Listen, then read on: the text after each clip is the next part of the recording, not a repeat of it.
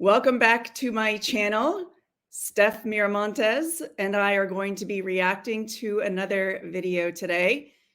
This one specifically is going to be about fit influencers versus fat influencers. And so we'll be sharing our thoughts and opinions on this. I'm Leslie Hooper. I'm Steph Miramontes. And let's go ahead and get started. Steph, you have not seen this video, so I'm interested to see your reaction as we get this show on the road here. My name's Timothea, and fitness has been a huge part of my life, and I love to share what I know about it. Overall, it's just a way of life.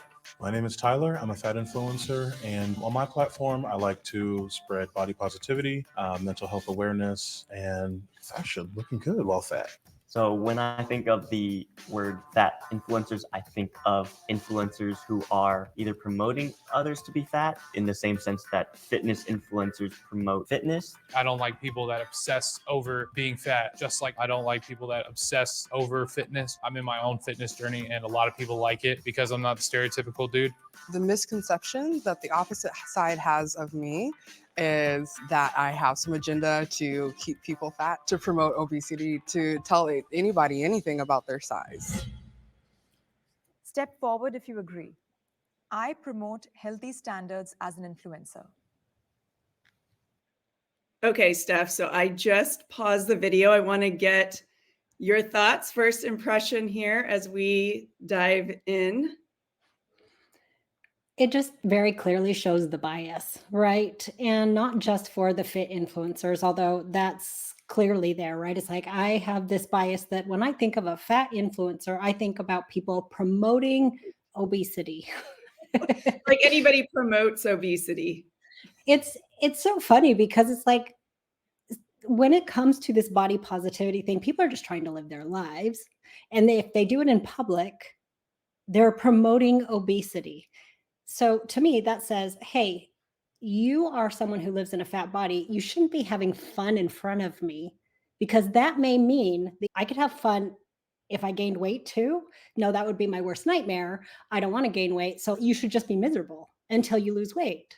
So you don't promote this. There are communities, there are fat positive and fat acceptance communities that do glamorize and push the idea that you have no control over your body, that eating is this glorious thing, that you should do it without boundaries and things like that. But that is so rare, just like there is a shitty fitness sector that is eat only clean things and drink your own urine and like all this other shit that nobody needs to do. So it just, to me, sign me up for the drinking my own urine. That sounds like a fantastic way to speed I'm like, up. is that what we do as a family activity around the Christmas tree? It's so disgusting. I don't get it. I'll never get it.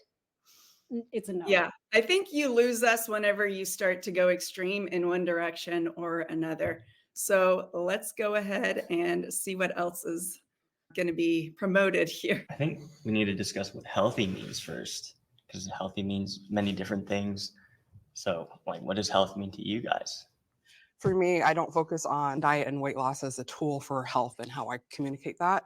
I focus on movement and finding movement that works for you, that feels good and is sustainable in your body. Because ultimately, I think everybody would agree, movement is healthy, exercise is healthy.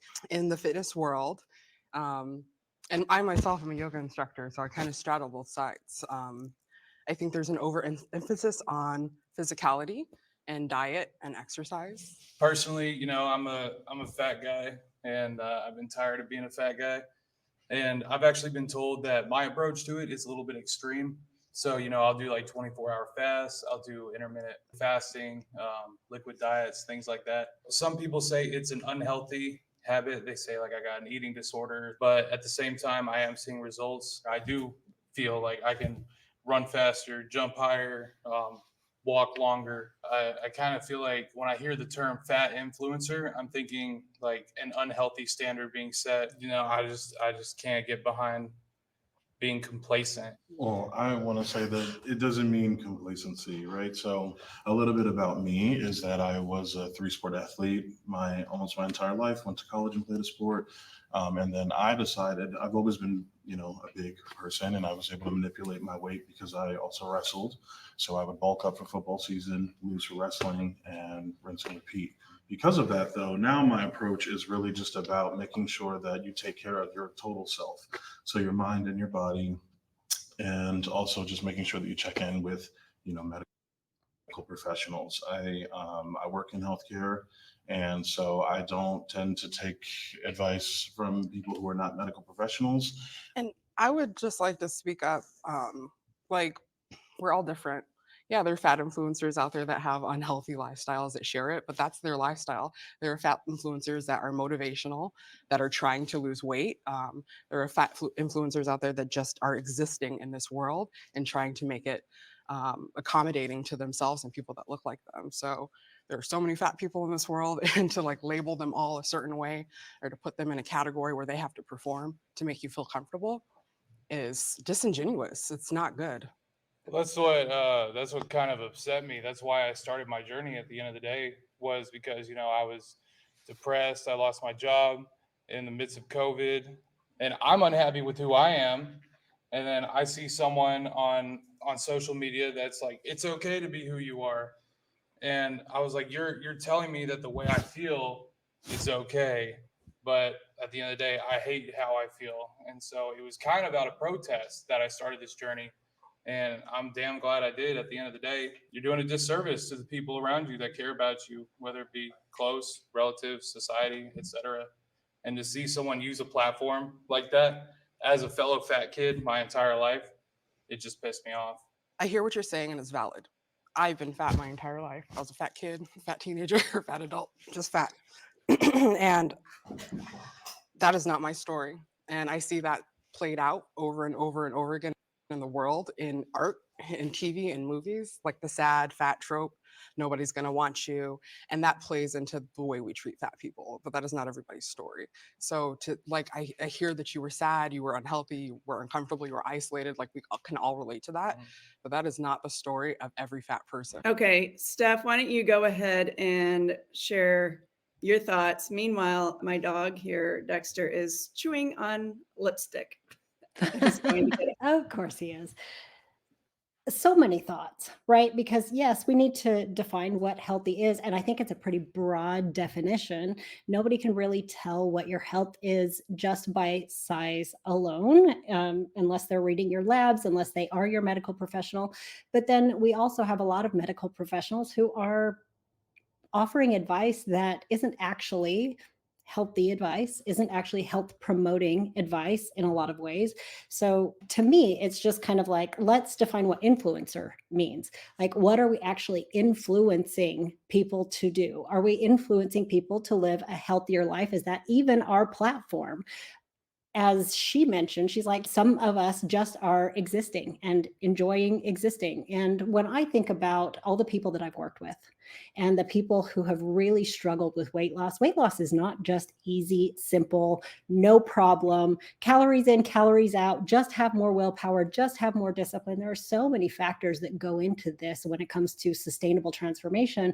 And we got dude over here being like, I fast for 24 hours and intermittent fast. And I've been criticized for doing it unhealthy, but I'm kind of pissed off about the way that y'all told me I could just love myself. I'm like, okay, but can we love ourselves? Can we say it's okay to exist and enjoy your life and also find ways to change our habits toward more healthy behaviors? I just feel like it's so all or nothing. It's like, I'm just going all in because fuck you. Don't tell me to be happy with my life when I don't see the downside to that. But it's kind of that whole hate your body thin mentality, right? And I also don't see an upside of looking away and saying none of this matters, which is not actually what I'm hearing from either of these people who are on the quote unquote fat influencer side. I'm like, what are they influencing people to do? Yoga? Gosh, how dare they? Such a problem.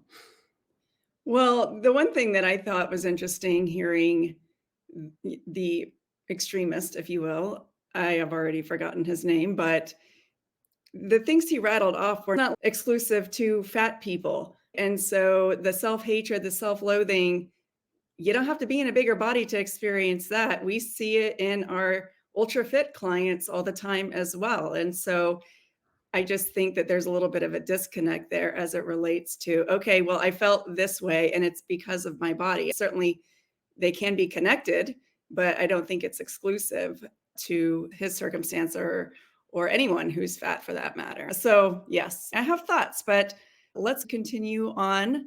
And that is something I believe is obtainable through hard work and dedication. I mean, nothing else worked, loving yourself, quote unquote, made me eat KFC 3 times a day and Bullshit. gain a lot of weight. The Turn hell it sedentary. did. Hating myself Okay, encouraged me Steph to be different obviously and has something to encouraged me. say. This is such a typical bullshit thing to say. If I allowed myself to eat whatever I want, I'd never stop eating. Okay, cool. Then it's an emotional reason that's driving you to eat. If I loved myself, loving myself had me eating KFC 3 times a day. No, it didn't. That never feels like love. You don't understand what love feels like. And if you think what you're doing now feels like love, that is also a very dysfunctional relationship with what love feels like. I just want to help you find love now so that you can understand what love is. It's a commitment. It's showing up. It's not always easy. It's not always comfortable. It's not always fun, but love is a verb, and then it's a feeling that you get. And this whole self-discipline, grit, grind it out, whatever, that makes you love yourself. It's like, it may help you understand yourself. It may help you impress yourself. Like, there's a version of me in the past that I'm like, you know what? Good for you, girl. Like, you did the most. It didn't lead to a whole hell of a lot, but I'm so proud of you for your dedication and commitment, for trying so hard. I can appreciate that version of me without thinking that I was right or that it was the right thing to do. So this whole like loving myself had me eating KFC. And for all of you who are not in the US, KFC is Kentucky Fried Chicken. Buckets of Kentucky Fried Chicken 3 times a day. Oh, That's it's love. worldwide. They have that shit in Japan and True. Yeah, that's true. KFC kind of infiltrated everywhere. But like, that's not love. If I think about my child, one of my children or my pets or whatever, I love them. I'm not going to feed them KFC 3 times a day. I'm going to say, you know what? Sometimes we can do KFC and sometimes we're going to do a vegetable and sometimes we're going to go to bed on time and we're not just going to eat the same exact thing no matter what it is 3 times a day because I care about you and your well-being overall. That's bullshit. It's a no. All right, let's continue on then, shall we? I might rewind it a few seconds so we can hear the whole bit. I am on a journey to like myself in my skin.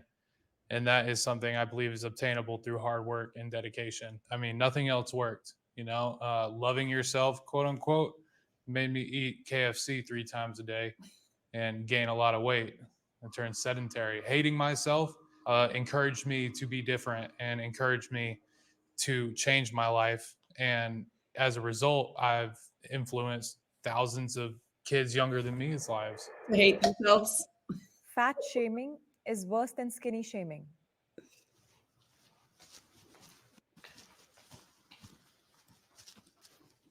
When you thin shame somebody, it is based off of aesthetic. Like, oh, you're so skinny. I wish I could be like that.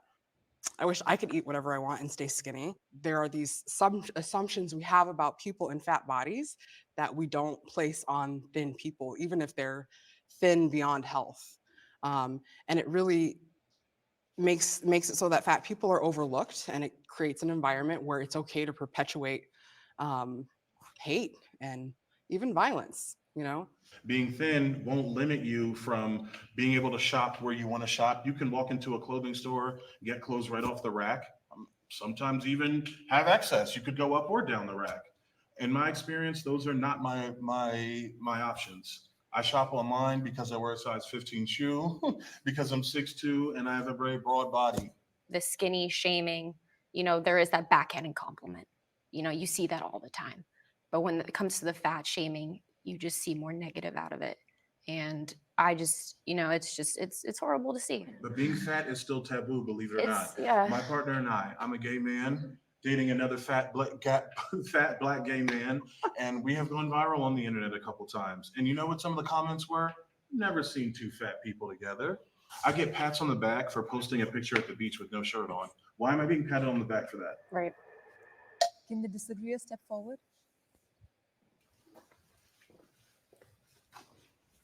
Well, when I hear fat shaming, skinny shaming, all that stuff, I just think back to like middle school, high school, picking on kids. It's bullying. I believe everyone goes through body dysmorphia. One of my homegirls is a model, and she's always complaining how she doesn't like the way she looks, even though like 99% of all women would probably prefer they looked like her. She hates the way she looks, and she's like, I wish my boobs were bigger. I wish my butt was bigger. I believe, that's the media, that's the entertainment industry, is they have a standard of what, at the end of the day, is desired, I guess, but not everyone's built like Marilyn Monroe. You said 99% of women would probably want to look like her. That's to me, some of the language that is the problem, is that I'm assuming that she's probably of a thinner body, Fair. right? Because she's a model, but a lot of women don't. Mm-hmm. It's okay. Your body you are the standard. You are the model. You are Yeah. the beauty. Like the fact that we think like that already is still what the problem is. And it's still why, to me, fat shaming is worse than the skinny shaming, because like even our language, I know people just desire this really thin body. It's like, that's the language in the language. Okay.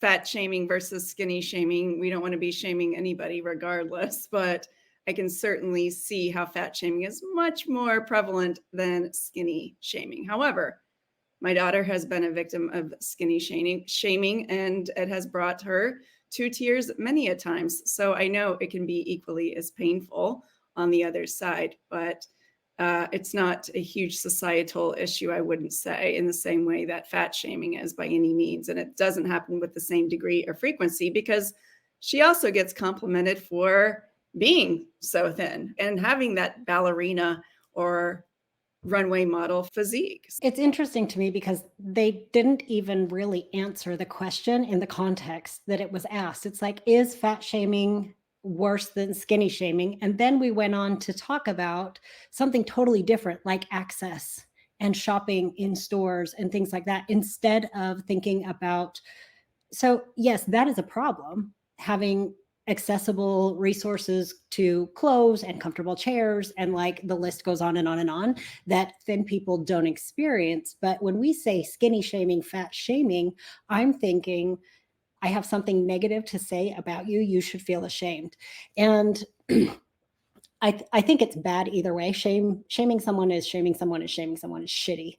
And I think that any time someone hyper focuses on your body on repeat, whether it's because it's a larger body or a thinner body, that also feels violating and gross. And I'm like, get off me, don't touch me, don't look at me. Like, what? Find new thoughts, find a hobby. New hobby. But when it comes to fat shaming, I think society creates fat shame. I think that they make it difficult to exist comfortably in a fatter body. And I think that there's a lot of stigma that even fat people tend to internalize. At least the conversations that I've had with a lot of my clients is people think I'm lazy. People think something is wrong with me. They inherently have opinions about me because of my body, that I'm sloppy, that I'm gluttonous, that I'm immoral somehow, blah, blah, blah. And I don't think skinny people experience anything along those lines. They might get mocked because they're disciplined and they're healthy and they think they're better than us. Like, that's about as far as it goes socially for skinny people. But on an individual level, it's painful no matter what. And so when Nick, I think it was his name, was talking about his model friend and the boobs and the butt and the whatever, those are just self-esteem and body image issues. That's not skinny shaming. That's a body image issue. That's a self-concept issue that we definitely need to talk about, unless somebody said, you would look so much better with bigger boobs. Now we're body shaming, but still not skinny shaming, just body shaming in general. So I don't know, like this is a whole conversation here. I don't think I've ever been shamed for my body. I was always moving. I was always, that I stayed fit my whole life. To be a fitness influencer, you have to have that image, that skinny, fit, tone look. That's really not the case. If you have the knowledge, if you have the passion to want to help people with their fitness journey, it doesn't matter. I highly believe that. I feel pressure to look a certain way for my followers. I'm going to stop it here for just a moment so you and I can speak to this question. So, do you experience pressure to look a certain way for your Instagram followers? Because I know we've been working online for the past decade, but prior to that, I was working with clients in the gym, and I felt probably even more pressure with in-person clients than I did online in my early days. Not now, but we'll get there. Yeah. No, I really don't anymore. Although if my body was different, maybe I would. I'm generally fit. So I feel like, okay, well, my body fits not the perfect sort of fitspo body, but I stay in shape. I take good care of myself and things like, and I'm pretty confident in all of that because I've spent a lot of years building up that confidence and self-esteem. However, I have been told your body is your business card, and which is so gross, by the way. No, it's not. I think women get that your body is your business card more than men do. I think that there are a lot of male coaches that are allowed to have a wide range of body fat percentage, like depending on where they're at in their powerlifting or weightlifting or whatever they're doing. And people are just like, bigger is better. Blah, blah, blah. Some of it does exist across the lines, but I do think that in general, it's that toned physique look that when people say your body is your business card, they're saying you need to stay looking trim and fit and lean and visibly muscular, whatever, depending on who your audience is. Jacked and tan. Jacked and tan. You just need to be jacked and tan. But yeah, I used to really believe that. And I gave myself hell because of it. I mean, I did some real stupid shit to try to make my body the best business card it could be.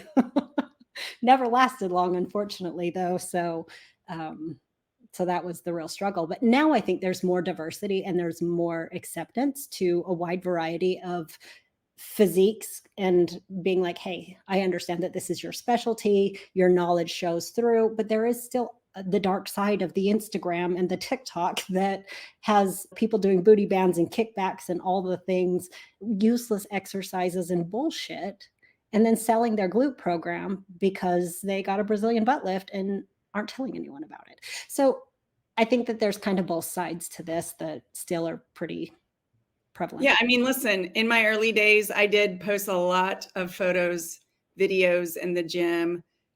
Now you go to my page and you don't really see any of that stuff anymore. And it's not because there's no exercise happening in my life. It's just not the primary focus. The focus is on helping people understand their emotional and binge eating. And so I don't need to show my physique to be able to help people in that capacity. So I just don't even really think about it anymore. I just feel like it hasn't stopped me from acquiring clients. If people find your message valuable and insightful and helpful, then they'll be interested and stick around. You don't actually have to take your clothes off if you don't want to.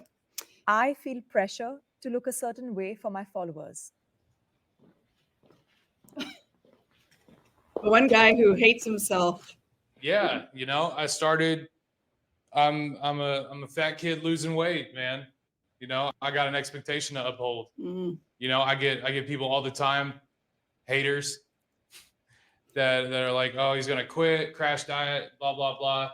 But then He already there's is kids crash that tell dieting. me, you got me out of bed today. You're the best person on the internet. Like, I love you. If I can motivate someone, one person a day, to do something to better themselves, I'm gonna do everything in my power to keep myself going. And that means not quitting. And that means looking a certain way, always developing, always growing. And, because if I quit, I'm letting down thousands of people.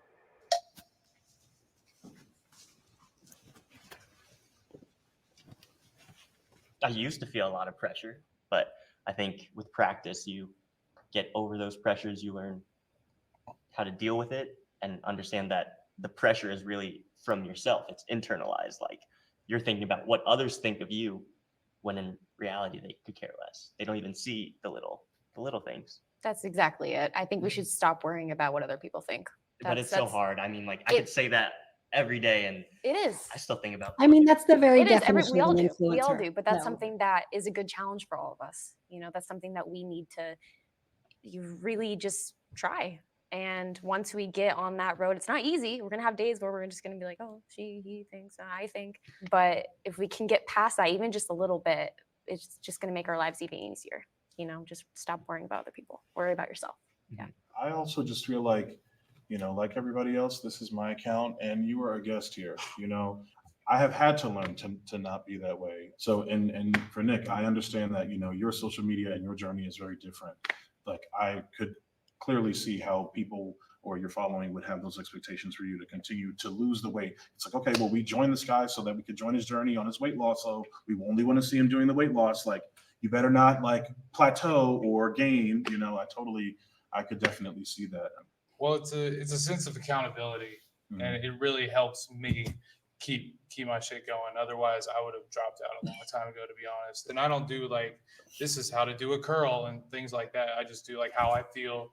I sort of have a self-deprecating outlook on myself and how I feel, and it's sort of like a military style thing. Like you're trash, like you will never be good. Just give up type thing to myself. I think that's interesting that you say that because the content that I post is not just for people. It's mostly for me, and it's part of my own. It's like it's cathartic to see myself in like sweating, like trying to do a headstand and falling, or looking glam for an event, and everything between. So being authentic and like showing up as I am, whether people like it or not, or expecting it or not, is an exercise in self-love. It helps me accept myself. I was really shy as a kid and also, overweight or fat. I think the misconception is that I wasn't intelligent and that I was lazy. Like that's a lot of the bullying I got, right? Yeah, I don't think I dealt with it well. It wasn't until later in life where I started to kind of reject that narrative. All right, Steph, any thoughts on this? I just wonder if Nick is like got David Goggins on repeat and that's his oomph, that's Oh. his drive, because that's kind of his shtick, right? Is like, I'm a piece of shit. I'm this, I'm that. And if anybody isn't going to get up and do it for themselves, they're a piece of shit too. It's just very militant and very degrading. And it almost comes off as cocky and arrogant on the other side of it, which it can be inspiring, right? Like you actually look at it at face value, and a lot of it is pretty impressive. It takes a lot of dedication. It takes a lot of commitment to achieve and accomplish all of these things.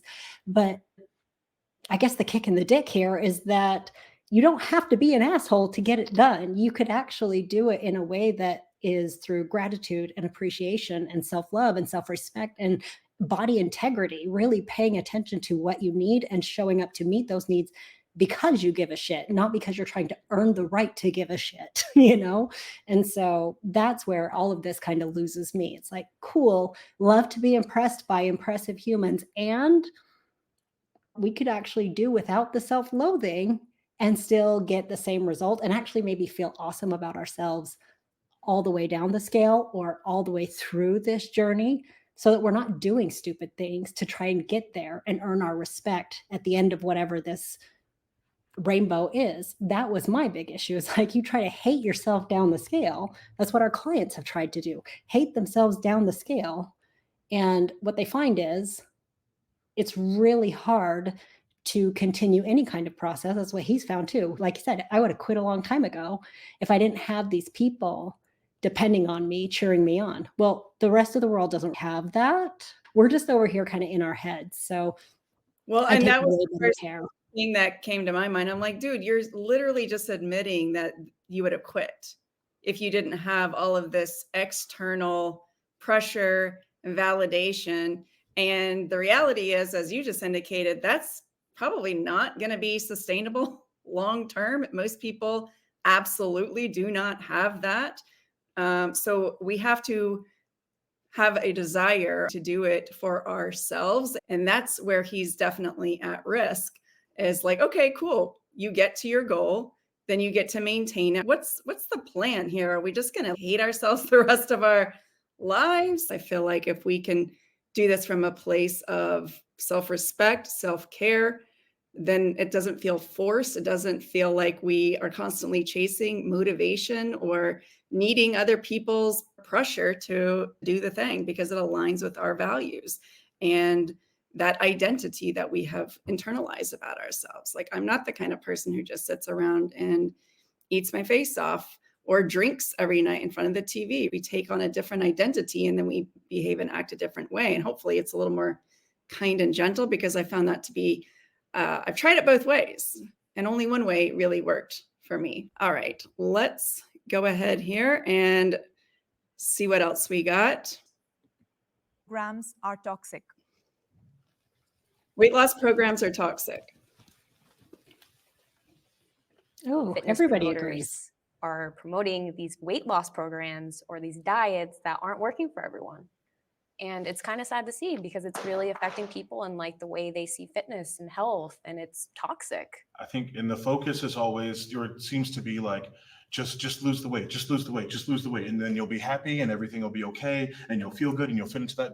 But it's like, whoa, I can lose all that weight and I could still be miserable. Personally, in my journey, one of my biggest points is I do not use a scale, because goals to me are limitations. And when you hit that goal, you get comfortable, AKA complacent. You're like, oh, I'm going to lose 10 pounds and then I'm good. And so I don't focus on the weight. I focus on everything else. I focus on, getting out of bed, that routine of going to the gym, the routine of eating healthy, that normal feeling of like a caloric deficit and things like that. That's a good way to do it too. I'm a fitness trainer too, and I tell my clients, I'm like, the scale really doesn't tell you much. You're going to fluctuate. It's water weight. It's a lot to it.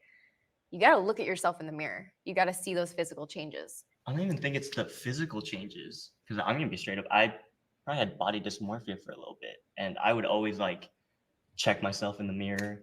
Like after eating, I would check myself because I wanted to keep a six-pack, because the fitness industry told me that I needed a six-pack. You hear fitness influencer, and like the first thing you think is like weight loss program, selling a course.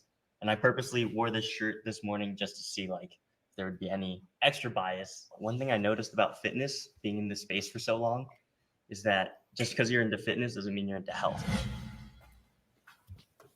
I told everyone that I dealt with body dysmorphia, and I think in terms of dealing with it, it's just learning that my value is not completely tied to my appearance. There's so many other things that I can see value in myself now. I really do enjoy the autonomy I have over my own health and my own wellness.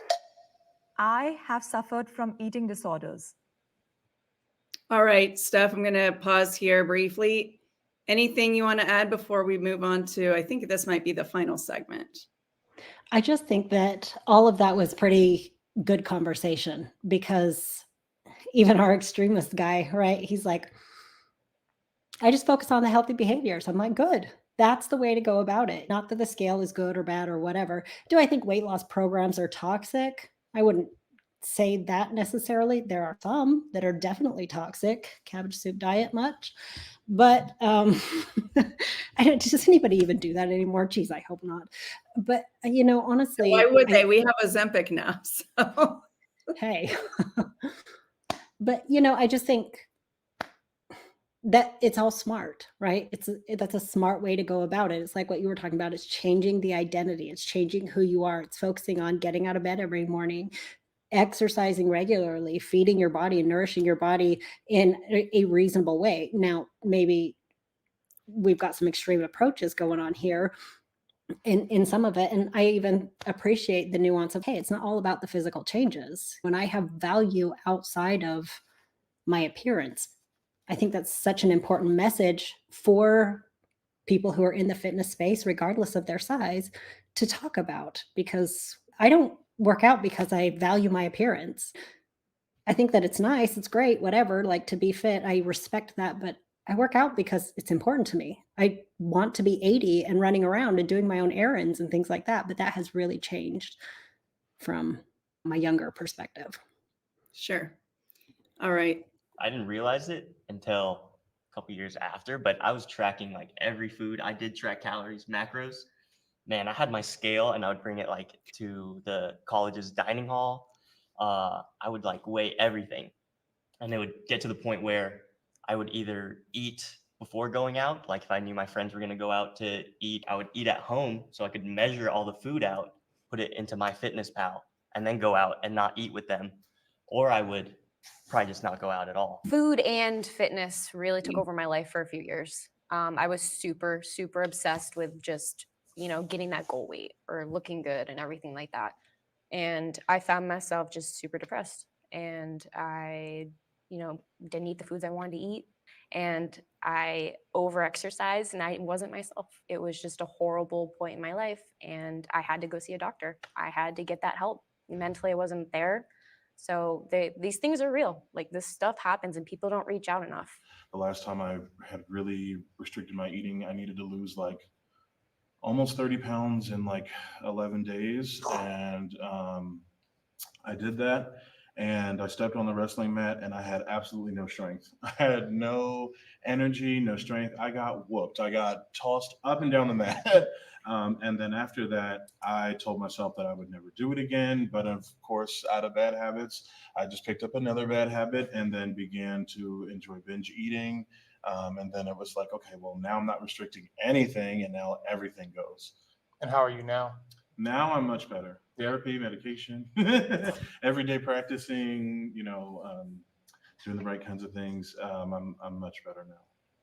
I suffered from an eating disorder. I had childhood trauma, and it took me until my adulthood to realize I was pacifying with food, and that's something that was taught to me. And then on the other end of that, with extreme dieting, like I did the HCG protocol, where you eat 500 calories a day and give yourself an injection for months on end. And so I have done the full spectrum. The 500 calorie diet, was that something with like a medical professional that they recommended? Yeah. And how was that? Like, It was traumatic. It drove me into a spiral. Like, I can relate to what you're saying about like bringing your scale and eating before you went out with your friends, because that was me. It's really, it's taken so much time for me to get to a point to even know what I like to eat. And it took me until like 25, 30 to even realize, okay, I don't actually like eating that. I actually don't like this. I like this. And it's been really healing to like reclaim my relationship with food and to say like, okay, this is what I like and this is what makes me feel really good. As a fitness influencer, what are some things I can do that helps out the other side, which would be fat influencers? What are like certain things that you guys promote that you could see me promoting? Really want people to stop looking at fat people and all of a sudden becoming medical professionals and telling me about high blood pressure and diabetes, because again, you're not a medical professional, right? Like let's let the fat people do the mukbangs too, like if you want to do one, that is so cool. But if a fat person wants to do one, let us just do it in peace. That would be my takeaway, because you never know what we're doing behind the scenes. You don't know how many therapists, how many doctors, dietitians, you have no idea how many things that we've had. I want to know a little bit more about the beauty standard on, it's not like back in the day now. Are we making the right direction? Is that good? I think it's reactive. It's good. Like, visibility is important. I've talked about this before earlier. I think that we all deserve to be represented, no matter what we look like, no matter what the status of our health. We should all see ourselves in the world. So I think, there is progress being made. There are brands that are making sizes that more people can wear.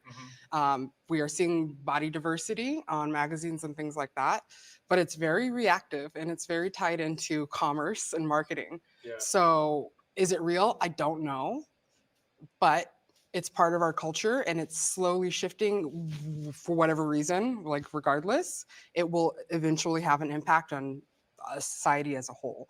So yes and no. Is it going to promote people to think it's okay to be overweight? Here's the thing. People have been fat since people have existed. Yeah. I don't think that showing us as we are is going to have a negative impact. We are here. We have always been here. You can go to the Louvre and see sculptures of fat people. Fat people have always been around. Being a fitness influencer, it's good to see that perspective from everyone too. We all have our differences, but as long as we stay on the path that we want to stay on, healthy, mentally, physically, emotionally, we're going to be okay. And it's okay to get help. It always is okay to get help. Thank you so much, everyone. All righty, Steph, final thoughts. I think it's interesting to say, is that going to make people think it's okay to be fat. It is okay to be fat. Mind your fucking business. Like, it is okay. It's an individual thing, right? Everybody has individual health. Everyone has individual choices, behaviors, environmental influences, genetics. All of these things are very individual, and people need to be met where they are. And that's why I say, really, this whole idea of promoting obesity is such bullshit, because, yeah, there are a handful of fringe groups that maybe, but the opposite is also true. And I think that someone who lives in a fat body should be allowed to go into an ice cream parlor and eat some ice cream without being judged the same way a thin person can, because you don't know a damn thing about them outside of that ice cream. And it's also none of your business. I don't care if you know everything about their life. It is none of your business. And when it comes to losing weight, it's work, it's time, it's effort, it's energy. And not everybody has the time, effort, energy, or the desire to put their time, effort, and energy into changing the way that their body is. Instead, they'd rather put it towards something that's meaningful to them, that's valuable to them. And the one comment I'll make on, are we going in the right direction? We are starting to see that all that progress, all that body diversity, all the representation is being dissolved with all the weight loss drugs and all the celebrities taking these weight loss drugs and things like that. And I know we'll break some of these things down in future episodes, I guess, whatever these are, videos. But I don't think that we have made as much progress as a society as we thought we were, or as we had hoped we were. The brands that were producing larger clothes are now making it harder to get them, taking them out of stores, putting them only online. It's becoming less and less and less. And I don't think that's going to change. They're going to go where the money is. I mean, that's kind of how it works. It seems like that's the direction we're trending again, with people getting their implants removed, their ass implants removed and things of that nature. It's just getting back to more of this wafy look. And this also reinforces the idea that bodies trend, different styles of bodies trend. So chasing that dragon is always a pursuit in disappointment and frustration. This is why we have to ultimately find value, appreciation, and acceptance in our body, and recognizing that you don't have to try to fit this mold that's been propped up to us. I mean, good luck with that. Fewer than 5% of the country can fit into that mold. And it's made the 95% really, really fucking miserable in their pursuit. So take your power back and find that happiness in what your mama gave you, I guess, for lack of a better way of saying it. I don't think anybody's in shock and awe about a Kardashian changing her body. You know, I mean, that's basically their brand. But what I do think is having an impact on this regression is people like Lizzo, for example, and Tess Holiday, and people like that who are now dieting, losing weight and things. And hey, nobody owes you a body frozen in time. They can change their fucking mind. If they were like, fat positive, love it, I'm down for it, I'm here. And then they're like, just kidding, I found something that would help me lose weight. I actually found a way to accept myself as I was, but also like now I want to accept myself in a different way. Fine. Nobody owes you anything. So if you're disappointed, like, I feel you, but also sorry. Yeah, I will say though, when it comes to Tess Holiday and her entire brand being about body positivity and acceptance, it kind of feels like she gaslit her audience quite a bit. And so they probably have whiplash. And I'm sure these people that looked up to her, look, I'm not saying I necessarily agree with her message, because full transparency, I don't. Not all of it. Parts of it, pieces, sure. I'm not going to throw the baby out with the bathwater, but I think that people that were at one point following her because she was validating their experience in the gym and just wanted to be able to be in a bigger body and exercise without the mean comments or the watchful eye. Like, I appreciate that she has that voice, but I can totally see where the audience might be feeling like, whoa, we're on a bit of a roller coaster ride here alongside her. But you know what? That's humans. We are messy and we are allowed to change. You go back and look at my content from 20 years ago, you're going to get a very different version of me, because of course I've evolved, learned, and grown and adapted my message to fit my own belief system. So things are changing. Who knows? So much to Yeah. talk about. So much to talk about. So much to talk about. And I'm with you. It's normal for people to be upset, disappointed, feel like their guru, so to speak, has let them down and betrayed them. And I agree. And I still stand by my original point. Nobody owes you. Like, body autonomy is a thing. And that means if somebody pounded their chest forever and said, don't ever lose weight, don't even say health in my house, Tess Holiday, Yes.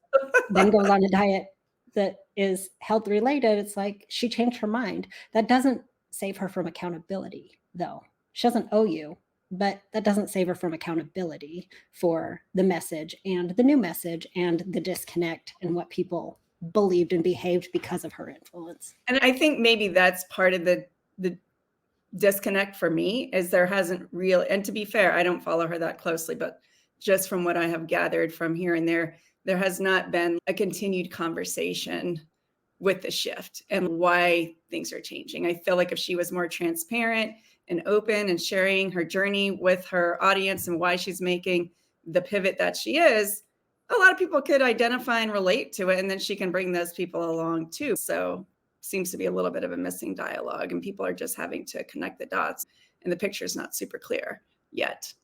Anyway, I think that is it for us. This has been a doozy of a long one, so I'm going to put a pin in it here, and we will see you on the next one.